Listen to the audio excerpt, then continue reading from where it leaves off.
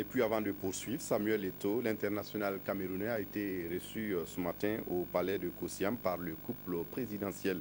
Au menu des échanges, le séjour de l'attaquant camerounais au Burkina et bien évidemment sa carrière à Chelsea. Il s'exprime à sa sortie d'audience au micro de Lassina Sawadogo.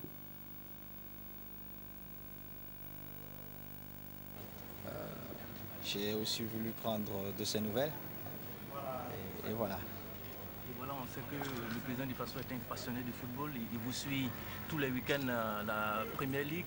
Est-ce que vous pensez que c'était important pour vous de le voir ce matin avant de partir? C'est toujours important pour moi de voir tous mes parents.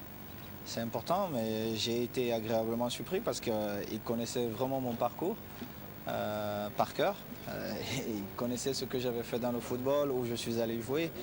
Et ça m'a énormément fait plaisir de savoir que l'un de mes parents, malgré ses occupations et ses engagements dans divers autres choses, il a quand même le temps il trouve quand même du temps pour savoir où se trouve l'un de ses enfants. Samuel, vous êtes 5 pays africains à cette Coupe du Monde. Quelle est la meilleure chance de l'Afrique à ce mondial? Je pourrais vous dire la Côte d'Ivoire.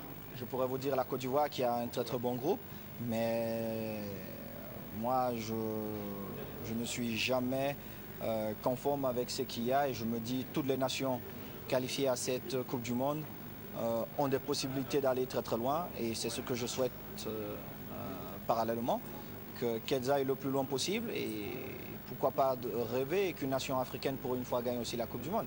Parce que c'est vrai qu'on ne nous attend tellement jamais que même ce rêve n'est même plus permis. Pourtant le rêve est le début de toute réussite.